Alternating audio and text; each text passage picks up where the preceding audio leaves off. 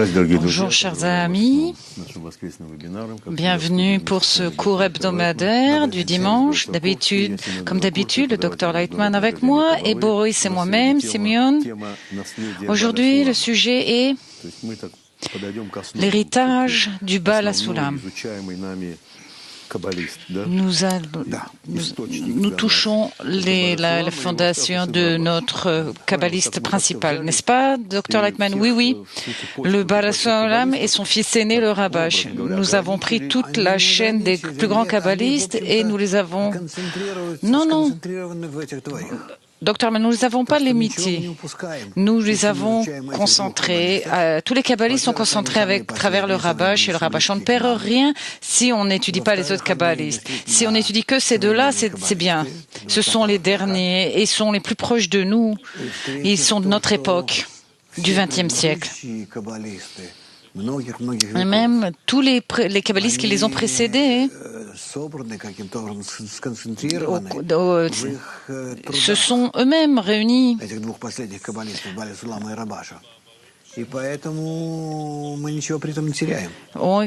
Nous ne perdons rien. Il y a beaucoup de choses dans les articles du Baal HaSulam et du Rabash qui se reposent sur les écrits du Zohar, du livre de la création, etc. Il y a des kabbalistes qui ont écrit, et c'est plus facile pour nous d'étudier, mais en gros, on n'a pas besoin, même sans sortir des articles de nos professeurs, c'est déjà suffisant pour nous pour appliquer à notre époque la Kabbale. Simeon, vous disiez de façon assez révolutionnaire que si vous lisez Baal HaSulam, vous lisez pas le Ramchal, le livre du Zohar, c'est suffisant. Oui, c'est suffisant, dit Dr Lightman. C'est ce que je pense. Ok. Bon, Simeon, c'est comme dans notre enfance, on prend une loupe et puis on regarde les choses. Le loupe, c'est comme une loupe.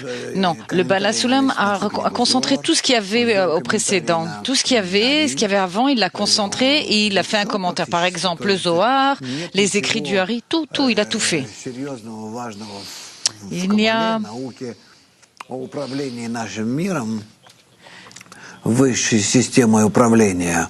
La chose la plus importante dans la Kabbale, c'est le système de gestion, de direction du monde. Et le Baal HaSulam a interprété tout ça, commenté tout ça, et nous a permis de nous rapprocher de tout cela grâce à un langage compréhensible.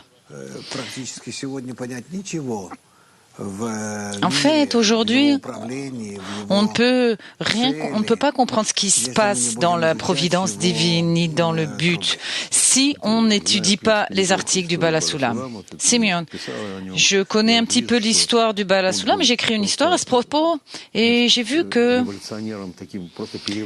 il était très révolutionnaire, très avant-gardiste et très sérieux.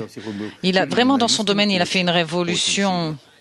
Où les gens le détestaient, où il était aimé, mais pas entre les deux. Réponse, oui, c'est comme ça. Celui qui l'a compris l'aimait, et celui qui ne l'a pas compris l'a détesté énormément, vraiment. Il y a eu des gens qui l'ont vraiment enterré, et même s'ils allaient à son cimetière, ils allaient cracher sur sa tombe. Donc, en faisant ces actes physiques, penser qu'ils pouvaient influencer, faire quelque chose. Simeon, qu'est-ce que pour vous, il y avait quelque chose de différent quand vous avez commencé à lire ces articles? Réponse, mes yeux se sont ouverts précisément en lisant le Baal HaSulam. Parce que, avant ces textes, je lisais beaucoup de choses, le Ramchal, le Ramak, beaucoup d'autres kabbalistes très sérieux, qui étaient très populaires, de grands kabbalistes, le Hagra, le Gaon de Vilna, je veux dire. Mais quand je lisais, je n'avais pas l'impression de comprendre quelque chose. Je ne comprenais pas leur langage, leur courant de pensée, leur façon de penser, d'écrire. Pour moi, ça ne me parlait pas. Ok, je lisais un livre, j'écoutais, mais ça ne me parlait pas. Bref, c'était pas pour moi. Et quand j'ai ouvert les livres du Baal HaSulam, tout à coup, comme, je ne sais même pas comment le dire, tout s'est ouvert, c'était peut-être pas clair, mais le texte, sa façon d'interpréter le système, ses découvertes, comment il te conduit, regarde ici et là, tu vois la différence entre ci et ça, etc., etc. Ça faisait que le professeur t'enseignait vraiment, il enseigne avec toi, il joue avec toi, il pose des questions et répond. Tout est construit comme ça chez le Bala Sulam, des questions et des réponses. Il pose des questions au début de son article, ses articles, et après, tout au long de l'article, il répond à ces questions. C'est vraiment une méthode, vraiment c'est méthodique. Alors c'est évidemment, pour moi, c'était merveilleux. Simeon. Donc vous avez recherché une interprétation scientifique, bien évidemment. Pas de mystique, pas émotionnel, non, non, non, non. Pour moi, ça voulait rien dire. Ça me correspond pas, ça ne correspondait pas. Il n'y en avait pas besoin, ça ne comptait pas. Boris. Alors, quelle est l'approche scientifique moderne? Réponse. Au moins, quand il pose ces questions, je veux répondre à ces questions 1, 2, 3, 4. Par exemple, il pose 20 questions et il les analyse et il y répond, une par une. Et il nous apporte des réponses, des conclusions. Et en fin de compte, on a une réponse, 1 et 2. Question, réponse. Alors c'est clair qu'une telle approche, comme moi qui a fait des études supérieures, je suis un scientifique. Pour moi, ça me parlait tout ça, c'était clair. J'ai compris que c'était quelqu'un de très sérieux qui avait écrit quelque chose, et pas quelqu'un de religieux qui essayait de me perturber avec toutes sortes de questions, de réponses, et puis il veut m'imposer son point de vue. Non. Alors, c'est une approche très importante. Boris, c'est vrai. Évidemment, on voit qu'il apporte une méthode, il y a une logique dans son approche. Il a beaucoup étudié également. Il a également enseigné aussi de son vivant. Il a enseigné à des politiciens et des psychologiques. Alors, Simeon, nous savons que le livre Shamati a été écrit d'après ses commentaires ou des discussions avec son fils aîné.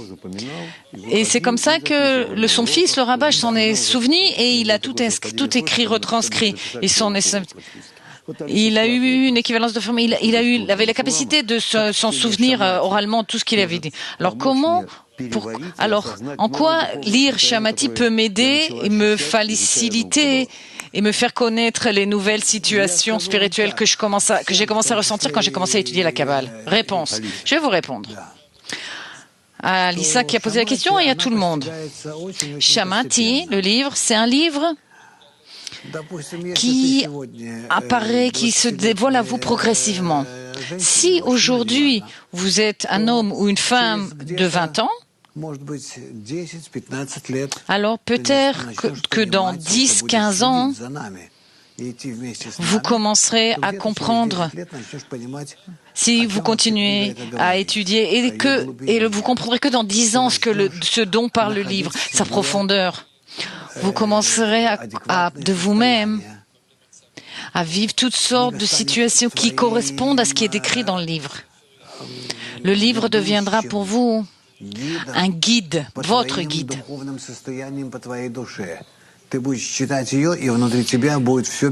Dans vos situations, votre âme, quand vous lirez le livre, tout changera en vous. Mais ce n'est pas un roman. C'est pas une approche psychologique de la chose. Non, en vous se révélera dans différentes situations, sous différents aspects, le monde spirituel, vous le ressentirez en vous. C'est comme ça que ça fonctionnera. Progressivement, pas à pas. Mais n'imaginez pas que ça va arriver tout vite. Ça peut prendre encore 10 ans. Simeon, le Bala Sulam, nous avons dit que que le Bala Sulam a découvert le livre L'Arbre de vie, il a enfin compris, il a eu l'espoir, et le Rabesh vous a dit qu'il ne savait pas que ça allait lui prendre encore plus de 20 ans de comprendre ce qu'il avait découvert dans ce livre L'Arbre de vie. Alors, ce n'est pas très simple. C'est pas facile d'entendre que ça va nous prendre 10, 15, 20 ans. Réponse. Ce n'est pas un problème, je vais vous dire. C'est une condition naturelle et nécessaire pour atteindre le monde spirituel. Parce que nous devons construire de nous-mêmes ces éléments, de ces émotions, notre perception, notre connaissance, son atteinte. Ce n'est pas simple. Ça naît progressivement en nous, ça s'accumule en petits détails, en parties. Et après, un mécanisme émotionnel et intellectuel se met en place. Et tout ça, ça éveille, tout à coup vous comprenez. Et donc, en la combinaison de ces deux systèmes, émotionnels et intellectuels, cette combinaison n'est pas claire. Ça n'existe pas dans notre monde. Par exemple, la musique. C'est une espèce de... Peu importe l'art, la peinture, tout ça n'a il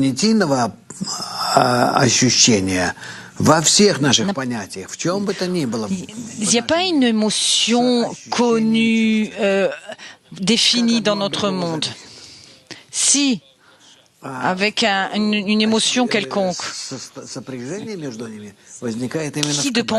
qui dépend de quoi? Précisément dans la Kabbale, il y a une combinaison de ces deux systèmes, intellectuels et émotionnels. C'est pour ça que ça prend tant de temps. Mais ce n'est pas grave. Ce qui compte, c'est que vous construisez en vous la bonne combinaison, la bonne connexion entre la compréhension et la sensation, et de la sensation et la compréhension. Et c'est comme ça, c'est la structure de l'âme. Et c'est nous qui devons construire en nous et progressivement. Ça se crée en nous, je le vois en vous, sauf que ça prend un peu de temps. Mais la plupart d'entre vous est jeune. Et même si entre nous il y a une personne âgée ou deux ou plusieurs, je vous promets que vous y arriverez au cours de votre vie, de parvenir au monde supérieur, à la complétude et l'éternité. On ne vous donne pas par hasard le fait de découvrir la Kabbale et c'est tout. Et vous en contentez et vous arrêtez. Non, si on vous l'a donné, vous êtes venu et que vous écoutez, ça veut dire que vous avez une chance de vous accomplir au cours de cette vie. Boris, question. Quand on lit Ptira ou Tas, le Talmud des 10, est-ce que ça me permet à mieux comprendre? Réponse non. Ptira et même Tas, le Talmud des 10 Sphirot, et nous aide, la préface à Sagesse de la Kabbale nous aide pour notre âme en parallèle avec les articles du Bala Sulam et du Rabash. Donc il n'y a pas d'influence plus forte sur l'âme que les articles de Shamati. Boris, est-ce qu'on peut comparer? Le travail spirituel, c'est Shamati et les lettres. Qu'est-ce qui est leur qualité si on compare tout ça? La qualité, la particularité des articles de Shamati. Bala Sulam parle d'un sujet particulier et l'analyse de façon très précise et explique aux étudiants de quoi ça parle dans chaque article. Et dans ces lettres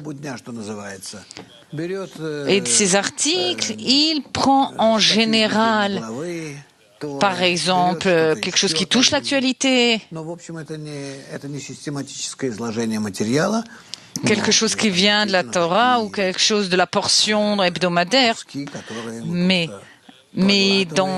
il y a des parties qui sont qui sont très importantes et qu'on ne peut pas ignorer. Simeon, vous avez dit dans l'article 17 du Bala Sulam que vous avez proposé à vos amis, des étudiants que vous avez proposé, et vous avez dit que cet article 17 avait une grande influence. Si on déviait d'un cheveu du chemin, alors après l'écart serait énorme et qu'on n'arriverait pas tout droit. Oui, ça les a beaucoup influencés. Simeon, question. J'ai entendu qu'il suffit de lire une page d'un texte pour entrer dans la spiritualité. Alors pourquoi des milliers de pages ont été écrites? Réponse. Premièrement, chaque personne a sa propre tâche, une âme particulière, un progrès qui lui est propre. Donc, il y a des personnes qui préfèrent ça, d'autres autre chose. Nous prenons des chemins différents pour arriver au Créateur. Nous empruntons pas tous le même chemin. Il y a des gens, il y en a qui vont avec l'âge, il y en a qui font un petit pas, qui font des grands pas, il y en a qui avancent de la jambe gauche, d'autres de la jambe droite. En gros, en vérité, je ne vois pas qu'il y ait un article ou une lettre du Bala Sulam ou du Rabash qui se répète.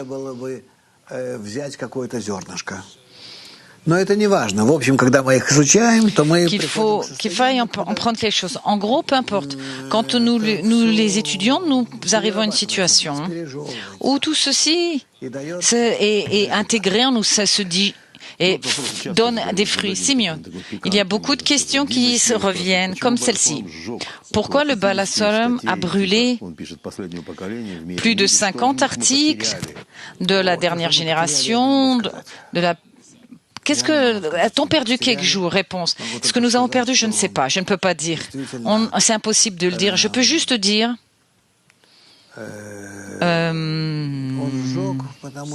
qu'il a brûlé. Il n'a pas écrit la plupart des choses. Il les a pas écrits. Il a arrêté d'écrire parce qu'on lui interdit. On lui interdit de publier des articles. Même, vous voyez, de nos jours, l'Internet, des fois, nous interdit de publier. Mais aujourd'hui, ça ne nous dérange pas, même si on nous interdit, entre guillemets, par Internet. Mais à son époque, c'était impossible.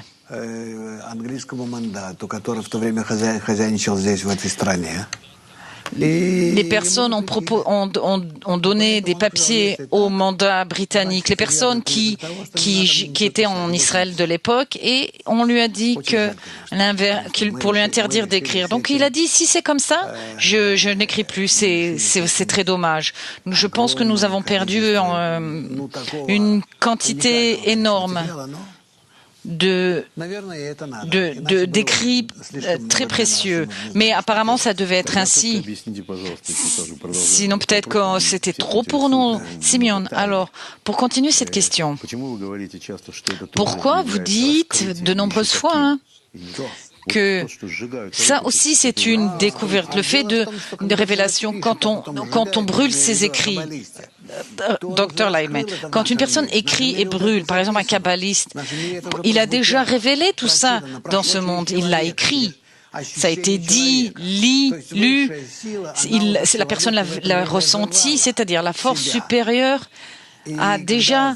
c'est déjà révélé en la personne. Et quand la personne dans ce monde l'a ressenti, l'a vécu, alors les autres peuvent également atteindre cette sensation. Et donc, il peut également tout brûler après, ça change pas. Simeon, question d'après pour le sujet. Quelle est la différence principale entre le Bala Sulam et le Rabash? Réponse. Le Bala Sulam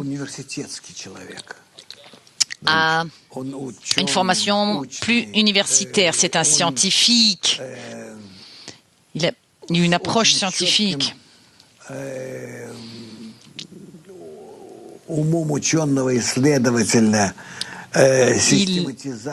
Il analyse comme un scientifique, il précise, vraiment très précise. comme un chercheur. C'est son approche de la vie, de la sagesse de la Kabbale. Et son fils aîné, le Rabash, et était un homme plus sensible, émotif, plus proche des gens. Il était celui qui publiait, qui rendrait plus populaire.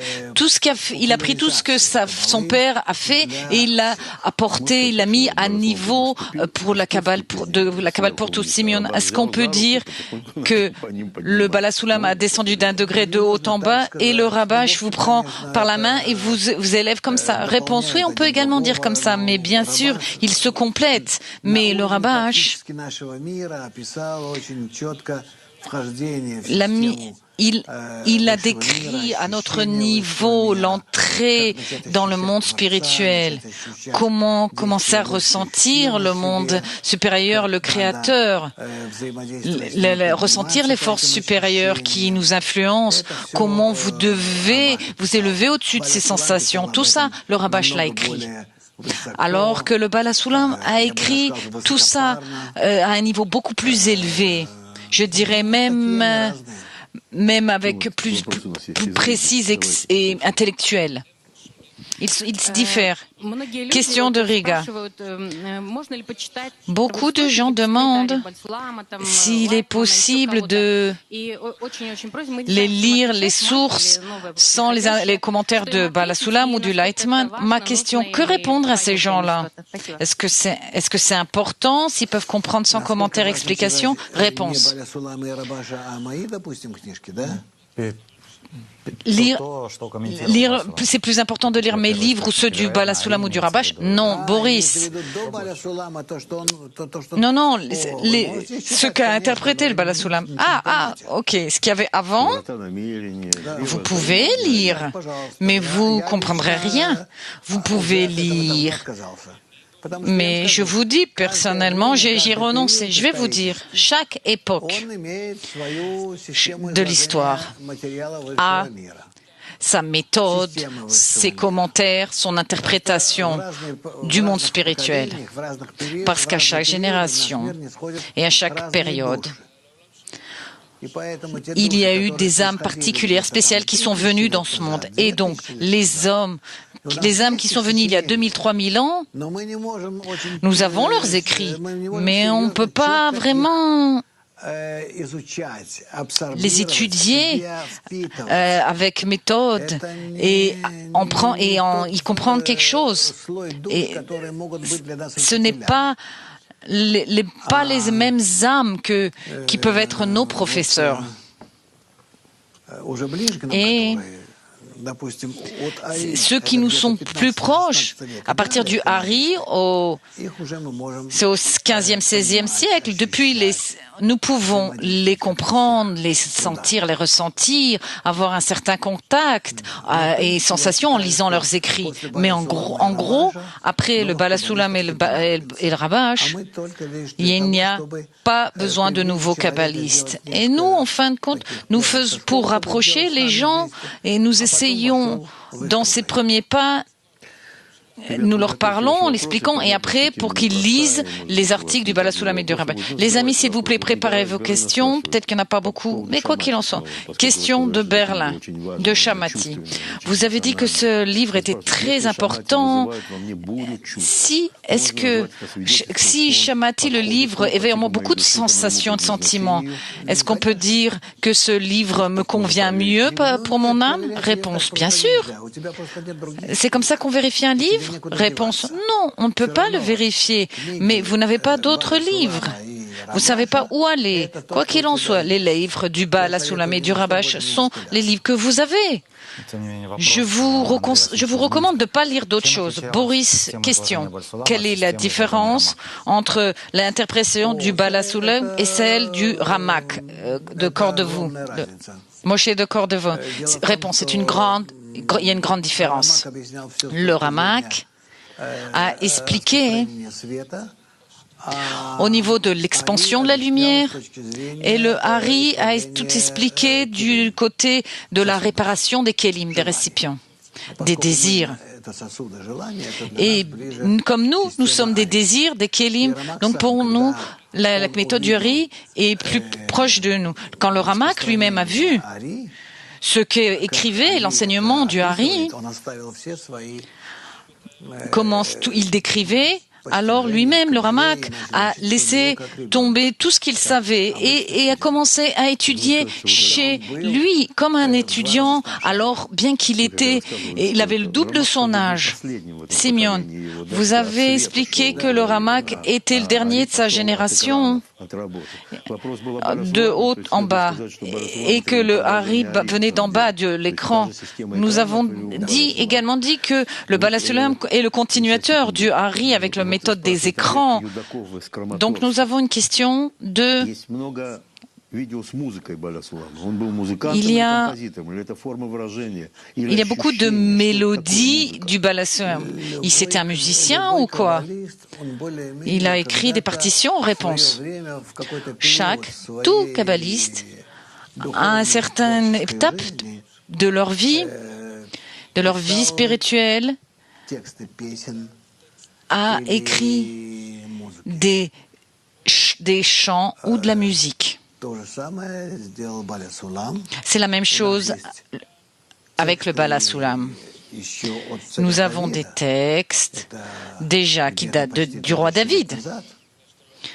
Il y a presque 3000 ans. Ce qu'on appelle les psaumes qu'a écrit le roi David. Il y a aussi d'autres textes de la même époque. De l'époque du premier temple et du deuxième temple. C'est il y a plus de 2000 ans. Mais nous ne connaissons pas la mélodie. Ils ne l'ont pas écrite. Il y a, dans les textes, il y a des signes pour savoir comment le lire, quelle intonation prendre. Et ça aussi, tout ça, ça a un sens. Mais les notes elles-mêmes, non, il n'y en a pas. Ils n'y ont pas attribué une grande importance, parce qu'un homme en lui-même doit faire sortir tout ça, produire tout ça. Alors, après tous ces kabbalistes, le Bala Sulam, lui, également, a une période assez courte où il a écrit beaucoup de mélodies. Mais qu'est-ce que ça veut dire écrire? Il a refredonné à ses étudiants, les étudiants ont compris et ils ont enregistré sur un magnétophone. Vous savez, ces magnétophones avec les bandes, les cassettes. Vous vous souvenez de tout ça? Pas avec des cassettes comme maintenant. Même si de nos jours, ça non plus, ça n'existe plus. Mais c'était des cassettes, des grandes bandes rondes.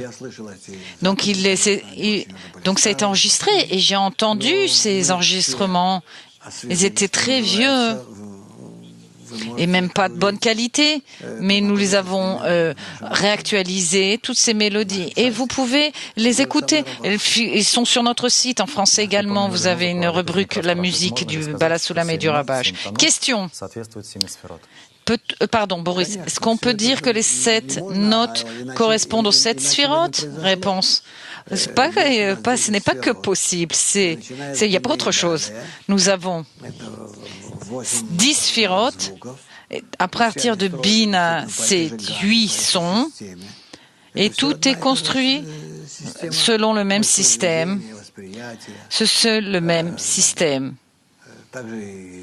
d'expression, de perception, comme avec les couleurs de l'arc-en-ciel. Tout ça est construit sur le même système de Zeranpin, les relations entre Zeranpin et Malchut. Simeon, il y a une histoire qui est écrite à propos du Bala Sulam, un livre historique d'Angleterre, que quand il était en Angleterre, le Bala Sulam a commencé à jouer de la musique. Il a commencé à jouer au piano. Et on lui a dit, et son assistant lui a dit, je savais pas que tu savais jouer. Il dit, oh, le Bala Sulam me dit, oh, j'ai juste entendu petit. Et il savait déjà jouer. Comme vous avez dit, une personne qui ne connaissait pas l'hébreu dans un village russe, tout à coup, il a commencé à écrire. Comment le Bala Sulam apparemment a senti que c'était naturel de commencer à jouer au piano. Pour une personne logique, c'est bizarre. Réponse, il ressentait, il savait comment le faire, l'exprimer. Comme les 7 sphirotes, bien sûr. Boris. Il y a une autre question intéressante des livres du Bala Sulam. Dans quel livre il y a la lumière la plus puissante? Réponse. Vous avez dit Shamati, vous n'avez pas dit Talmud des Sphirot, des 10 Sphirot? Non. Talmud des 10 Sphirot est un livre très compliqué, complexe. On ne peut pas l'atteindre facilement. On ne peut pas atteindre la lumière de la correction facilement. Non. Simeon, Michael de Kharkov, est-ce que c'est correct que quand on lit les sources, on se connecte aux kabbalistes qui l'ont écrit et alors leur aide nous parvient? C'est vrai? Réponse oui, vous vous incluez dans leurs âmes, dans le système de perception, dans leur système de perception. Est-ce qu'il y a des questions? Plovdiv, s'il vous plaît. Bonjour. Comment lire correctement les articles du Bala Sulam et du Rabash? Réponse. Je ne sais pas comment vous répondre.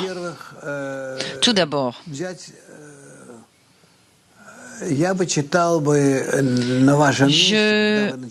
à votre place, je lirais en tant que nouveaux étudiants, je vous recommanderais de lire un article du début à la fin. Je prendrai un article et je le lirai. Le lendemain, un autre article. Pendant plusieurs heures. Et je vous recommande de lire et de vous remplir au maximum de tous les écrits, de tous leurs écrits. Lors de toutes les occasions, vous êtes dans le train, dans le métro, lisez ce livre à chaque fois, à chaque occasion, dès que vous en avez l'occasion. C'est ce que je vous recommande. Et après, progressivement, ce livre commencera à travailler en vous, entre guillemets. Bien sûr, en dehors de ça, vous devez lire la préface à la sagesse de la Kabbale et même les autres articles du Bala Sulam et du Rabash. Mais le matériel relatif au groupe, les 20 premiers articles de Rabash, par exemple, les lire. Vous êtes obligé de les lire. Et après, en tirer des conclusions, faire un résumé. Et puis comme ça, vous aurez un texte d'une page. Et tout le reste, lire. Vraiment. Moi, je lirai tout article du Bala Sulam ou du Rabash sur Internet ou dans un livre et je le résumerai, même si le résumé était incomplet, incorrect, peu importe. C'était le but que je m'étais fixé. Et c'est comme ça que j'ai reçu et ce que c'est resté en moi. Puis après un certain temps, je recommençais et je vois que je percevais, comprenais autrement. Simeon, les amis, aujourd'hui, tout est prêt pour vous. Vous avez alors il parle de livres en russe qui existent. Sur le site français, il figure les articles sur du travail dans le groupe, dans la bibliothèque. Question. Est-ce qu'il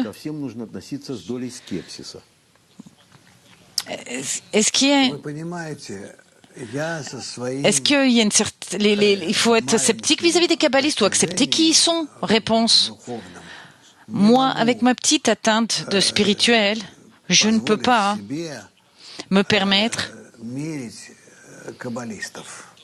de vérifier, de mesurer un kabbaliste. Je vous le dis ouvertement, parce que bien que je ressente, atteigne, je me trouve dans un certain espace spirituel, mais j'y suis, disons, comme un ado de 15 ans dans le monde. Qu'est-ce que je peux dire avec sérieux de tout ce système? Dans la spiritualité, quand tu atteins même un degré d'adolescent, ça te donne une sensation que tu es en tout et pour tout, qu'un ado et qu'il y a plein de choses que tu ne sais pas encore. Et donc, tu ne peux pas ouvrir ta bouche et critiquer et dire quelque chose. Donc, mes professeurs si grands comme le Rabash et son père, le Baal HaSulam, et même ceux avant lui, le Baal Shem Tov, le Hari, etc., je ne peux pas. Mais qu'est-ce que en quoi je peux les critiquer et dire quelque chose? Ils ont atteint absolument le Créateur, donc j'ai rien à dire sur le sujet. J'accepte leur livre comme un savoir absolu. Ce sont de telles personnes qui ne se sont pas trompées à leur degré. Et leur degré, c'est presque la réparation finale. La seule petite différence entre eux, c'est chacun a atteint d'après son âme, la racine de son âme. Donc, c'est pour ça qu'ils sont exprimés différemment. Pour moi, ça peut être que bien. Je peux lire sous un certain angle d'atteinte du monde spirituel. Ça me développe, ça m'aide à m'avancer. Boris, le Baal HaSulam est sorti des limites des kabbalistes de son temps. Il a rencontré des politiciens, il a écrit des choses que personne d'autre a écrit avant lui. Exact. Est-ce que vous pouvez dire quelque chose? Réponse. Je ne peux pas dire quelque chose de précis. Le Baal HaSulam a essayé de diffuser, de publier la sagesse de la Kabbale de toutes les façons possibles. Il a rencontré beaucoup de kabbalistes et des scientifiques, des hommes politiques, des révolutionnaires en Pologne. Quand il y avait des manifestations, il s'est même rendu en Pologne. Il pensait qu'il voulait se servir de l'exaltation des ouvriers polonais et il voulait leur raconter ce que ça pouvait ajouter la spiritualité dans leur vie et ainsi changer la vie des ouvriers en Pologne. Il a essayé de toutes ses forces. Le Rabosh a été beaucoup plus discret. Il n'était pas si élevé. Il a vécu à une période où il y avait déjà une grande opposition. Moi, j'ai grandi à côté de lui, donc j'ai compris combien il avait été limité. Qu'est-ce qu'on aurait pu faire? Rien. Quand il est décédé, j'ai commencé à continuer son chemin et à diffuser. Je me suis fixé comme but de diffuser au maximum le savoir de la sagesse de la Kabbale dans toutes les langues, dans le monde entier, sur Internet, de toutes les façons, sans prêter attention à qui que ce soit. Que le monde entier me calomnie, je m'en fiche. Précisément, je continue. Et c'est comme ça que je vis jusqu'à nos jours, précisément comme ça. Simeon, c'est très beau. Le Baal HaSulam était vraiment révolutionnaire. Il a accepté, non pas le Baal HaSulam, le Rabash, il a accepté 40 étudiants laïcs. C'était une révolution à l'époque à Bnei Brak, en Israël. Une ville très très religieuse. Réponse. Il y avait même des gens qui venaient vous voir et vous demandaient qu'est-ce que vous faites? Réponse. Le Rabash faisait ça de façon avec délicatesse. Boris, nous avons dit qu'on a menacé le Baal HaSulam, on a voulu le faire taire, il a été presque excommunié, etc., etc. Réponse oui. Boris, question. Cher professeur, quand nous lisons le Talmud des différentes, je m'endors. Quand on lit le Zohar, ça me fait quelque chose. Est-ce que je dois continuer à étudier le Talmud des différentes ou juste les grains? Réponse. Pour les femmes, le Talmud des différentes n'est pas obligatoire. Vous pouvez lire juste les articles du Balasulam et du Rabash et les lettres du Balasulam et du Rabash. Simeon, comme nous avons plus de 60% de femmes qui étudient des femmes, donc la question est comment une femme peut se connecter émotionnellement à ce qu'écrit le Balasulam? Réponse, qu'est-ce que ça change, un homme ou une femme? La même chose. Il y a un texte qui te connecte au Créateur. Et avec ce texte, que tu sois un homme ou femme, tu t'y connectes, tu t'y relis. Il n'y a pas de différence entre un homme et une femme. La seule chose qui diffère pour les hommes et les femmes, c'est que... c'est la même chose pour l'homme et la femme. La personne doit étudier où son cœur bat. Si vous aimez lire Talmud et Disferet, lisez. Si vous préférez Shamati, lisez. Vous devez lire ce qui vous est agréable, ce qui vous parle, qui vous apporte quelque chose. Simeon. Peter, Saint-Pétersbourg. Question. Bonjour. Question. Pendant le cours, nous devons tout d'abord nous connecter tout d'abord avec le professeur ou avec la dizaine ou en parallèle. Réponse. Vous devez vous connecter à votre dizaine afin que toi et la dizaine formions un. Et alors, tu pourras alors écouter le professeur et réaliser ce qu'il fait. Le plus important, c'est la dizaine. Mais qu'est-ce que tu dois faire avec la dizaine? Eh bien, pour ça, tu as besoin du professeur. Boris, Sochi. Question. J'ai compris que le Balasulam était le premier qui a compris le besoin de diffuser la sagesse de la Kabbale.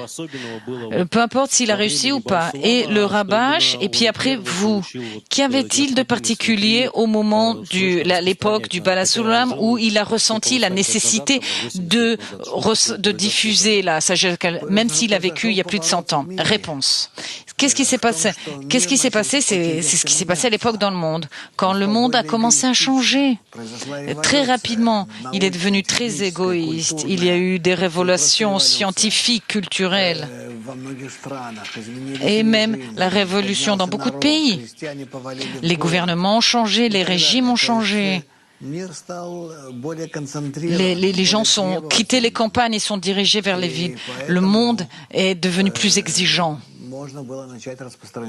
Et donc, on a pu commencer à diffuser la sagesse de la Kabbale.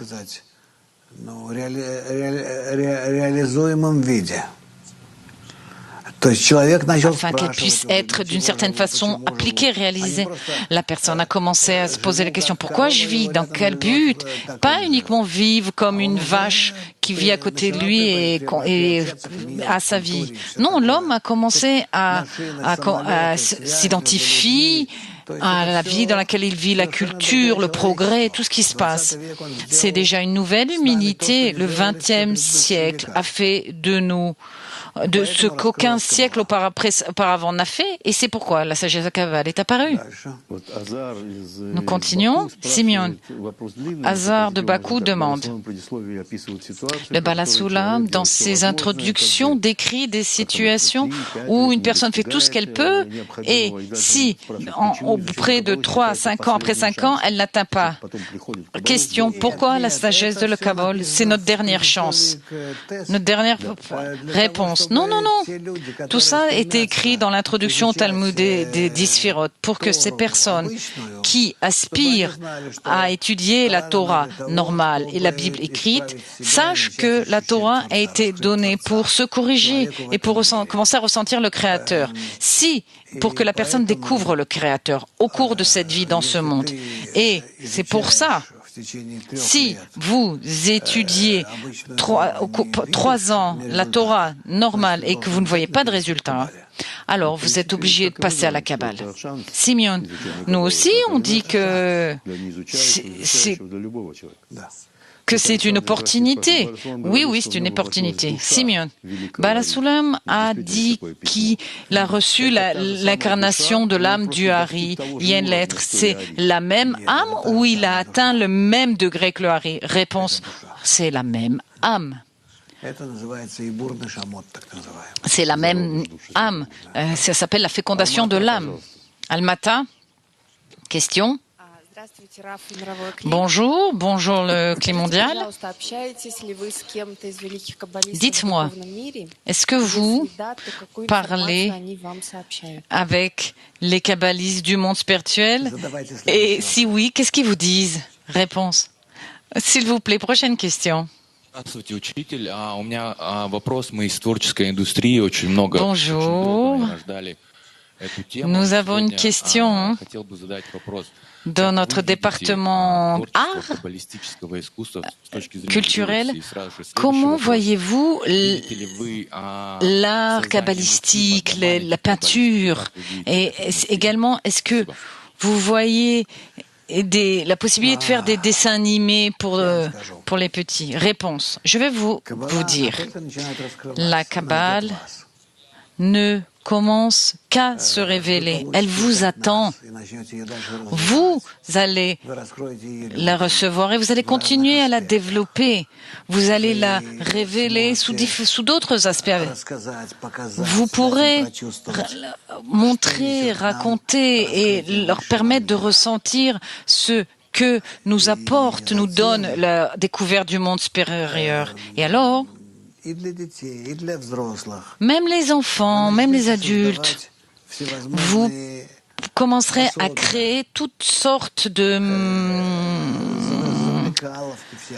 guides, manuels, toutes sortes de... Bref, des choses qui les rapprocheront du monde supérieur, etc., etc. Vous pourrez exprimer votre créativité. Je pense que il y a une place pour toutes les formes de culture, toutes les formes, même les peintures.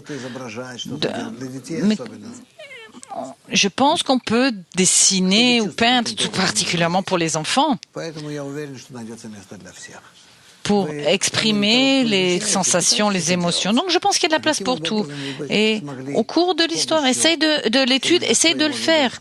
Comment, précisément, en étant un artiste, grâce à ton art, par exemple, si tu es peintre ou tu es dessiné, comment tu le présenterais aux autres pour qu'ils comprennent mieux quel message donne la Kabbale? Essayez d'y réfléchir. La suite, Boris, question générale. L'étude de la Kabbale a-t-elle une fin? Réponse, non.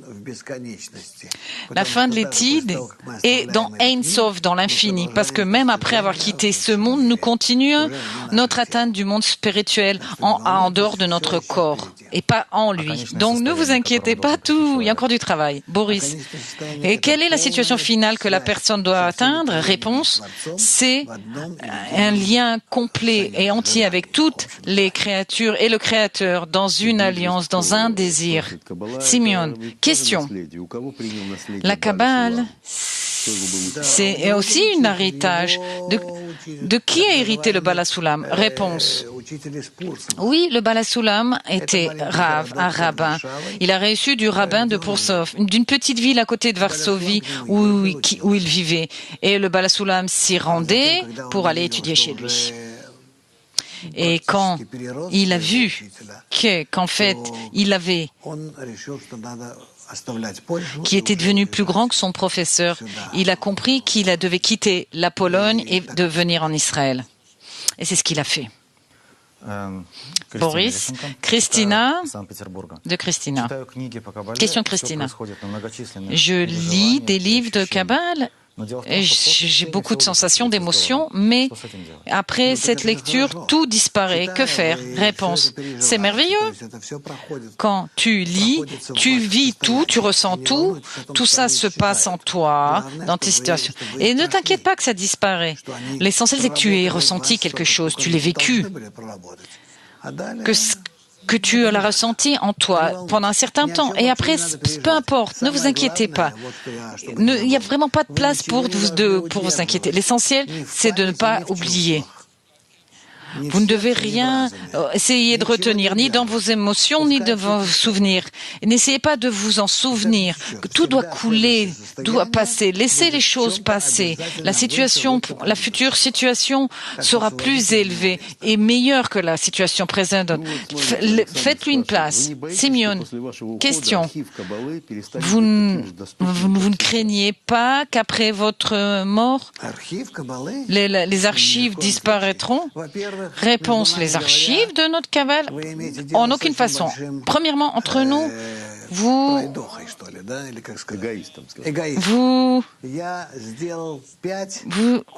êtes en face d'une personne très égoïste. J'ai fait 5 copies de notre site des archives. Ces archives se trouvent à Moscou, Saint-Pétersbourg, à Kiev, il me semble, à Toronto et en Israël. Et encore un autre endroit en Europe. Bref, peu importe ce qu'il y aura, ce qui adviendra, nos archives, nos sites des archives vivra toujours et vous pourrez toujours y accéder. C'est mieux. Et même si Internet tombe et Facebook, réponse, non, pas de problème. Vous y aurez toujours un accès gratuit et facile. Si vous avez la possibilité de télécharger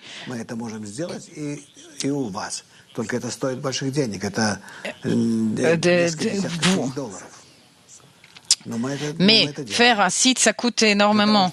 C'est des milliers de dollars, mais on le fait. On fait des serveurs dans différents endroits pour le protéger quoi qu'il arrive. On pense également peut-être en Amérique du Sud ou en Australie pour que quoi qu'il arrive, ces archives continuent de vivre et à exister. Et même, disons, si la Russie, un jour, la Russie est isolée du monde entier, même au sein de la Russie, dans votre Internet, nos sites des archives fonctionnera. Bref, ne vous inquiétez pas. Simeon, question. Vous avez dit qu'il faut résumer les articles du Bala Solem, du Rabbah, c'était important. Est-ce qu'il faut que j'écrive avec mes propres mots ou d'après le texte? Réponse, non, d'après vos mots, comment vous le comprenez. Simeon, c'est pas grave si vous vous trompez. Réponse, non, peu importe. L'essentiel, c'est ce que vous ressentez. 2, 3 paraphrases, Simeon. Moi, j'aime quand vous aimiez raconter que le Rabbah écrivait, il effaçait, il disait que c'était pas correct. Une autre question à propos des sensations, des émotions.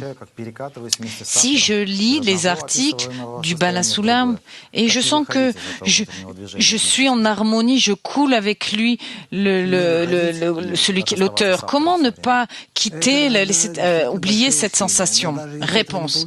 Il faut faire beaucoup d'efforts. Mais même si tu n'y arrives pas, ne vous inquiétez pas. Vous y reviendrez à ces articles, vous les relirez. Le plus important, ce n'est pas essayer de vous maintenir dans une situation spirituelle. Les vrais kabbalistes ont demandé à oublier les choses et de comment recommencer à zéro. Vous vous imaginez à quel point ils comprenaient que les situations antérieures étaient moins préférables. N'ayez peur de rien. Suivez le courant et il vous fera avancer. Une autre question. Cette approche scientifique, cette approche me convient. Grâce à cette approche scientifique, je lis les psaumes. C'est terrible? Est-ce que c'est bien? Réponse, oui, c'est terrible. Vous devez lire ça avec des émotions et aussi avec l'intellect. C'est-à-dire, il est écrit, le cœur comprend, c'est-à-dire une combinaison entre une compréhension et une émotion. Et vice-versa. Un contre l'autre et vice-versa. Une autre question. Pourquoi lire un livre de kabbaliste? Pour vivre des situations? Réponse. disons, vous ne pouvez pas vraiment vivre tout ce qu'a écrit l'auteur, mais d'une certaine façon, oui, d'un certain degré, oui. Une autre question de Novosibirsk. Comme d'habitude, l'étudiant peut immédiatement lire les articles du Balasulam ou, quoi qu'il en soit, il doit lire, comprendre, s'en rapprocher, etc. Réponse. Je commencerai plutôt par des articles généraux. Les articles qui ont été écrits pour tous, comme le don de la Torah, Arvout, la paix dans le monde, tout ça c'est sur le site français. Certains articles du Balasulam et d'autres articles du Balasulam. Je commencerai par ça. Simeon, une autre question d'un débutant. Est-ce que les kabbalistes écrivaient avec un code? Est-ce qu'ils cachaient un sens derrière les mots ou est-ce qu'il faut comprendre ce qu'on lit? Réponse. Tout d'abord, comprenez ce que vous lisez. Et après, comprenez que ce qui est écrit a une autre signification, mais pas dans le texte lui-même, mais en vous, en réaction à la lecture du texte. Vous, c'est vous qui découvrez et pas le texte. Dans le texte, il n'y a pas de code, il n'y a pas de secret. Mais si vous le lisez, alors vous verrez les mêmes mots. Il n'y a pas de code. Le code est en vous. Les réactions à ces mots changeront et varieront. Vous aurez certaines émotions, vous serez enthousiasmé d'une certaine façon à chaque fois, alors que le texte restera le même et le livre restera le même. Sauf que vous le lirez aujourd'hui d'une certaine façon et le lendemain autrement. Et parfois vous le comprendrez plus intellectuellement et puis parfois plus émotionnellement. Et après, vous comprendrez qu'en fait, que vous êtes dans ce système que vous lisez. Question de Russie. Le Rabash ne vous a jamais dit combien de temps ça lui a pris pour atteindre le monde spirituel? Rav, non. Simeon, et ça vous étiez curieux de ça? Non. Réponse, non. Ça n'a aucune importance, vraiment. Dites-moi, pourquoi nous vivons? Qu'est-ce que je peux encore faire? Où aller? Que faire? Pourquoi cette vie?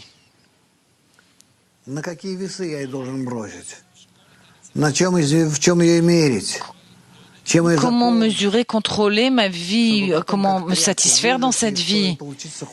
Pour qu'après survivre comme et rester vide de tout? Non, je pense que s'il existe une sagesse qui a une valeur supérieure et suprême et qui permet aux gens d'atteindre la perfection et de la complétude, il n'y a pas besoin d'étudier autre chose. Certes, vous devez gagner votre vie et tout le reste, consacrer votre temps à l'atteinte du monde supérieur. Simeon, question. Quel est le sens de la mort chez un kabbaliste? Réponse, ça n'a aucun poids. Vous voyez maintenant devant vous un homme âgé. Vous me voyez moi? Alors, s'il m'arrivait quelque chose, je regarde, je ne suis pas inquiet. La seule chose qui m'inquiète et qui m'intéresse, c'est le cours de demain matin, le cours quotidien. Si je peux, je veux le donner de toutes mes forces pour réveiller tous mes étudiants. À part ça, rien d'autre m'intéresse.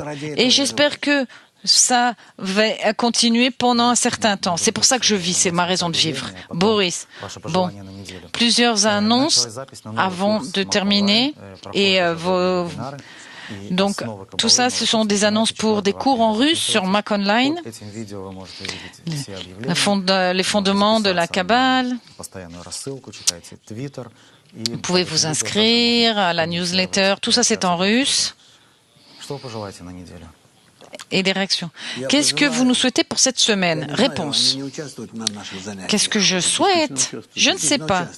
Ils ne regardent pas notre cours matinal. Ah, il y en a quelques-uns, oui. Ok, le cours matinal est un cours un peu plus compliqué, mais c'est très sain de l'écouter. Ce que nous avons vécu ces 4 derniers matins, ces 4 derniers jours, je vous le conseille de l'écouter. C'est traduit en français, je vous le rappelle. Ce sont des étapes fondamentales pour pénétrer le monde spirituel, ressentir le Créateur, grâce au travail avec vos amis. Bon, que dire d'autre? Simeon, peut-être un autre petit conseil, à part lire, rédiger, une question de Riga. Est-ce que mes conclusions que j'écris de mes articles que j'ai lus des livres, les montrer ou les brûler? Réponse. Tu peux les garder, rien ne t'arrivera, et si quelqu'un les voit, c'est pas grave. En vérité, maintenant que où on a ouvert l'archive, tout ce que j'ai écrit, ça m'intéresse plus, c'est du passé. Les amis, mes amis, bonne chance, bonne semaine. Nous vivons une période merveilleuse, de belles journées. Soyez en contact, soyez avec nous, restez avec nous. Et que vous ayez la chance de découvrir le monde supérieur, le Créateur, la découverte de votre âme. Merci, au revoir.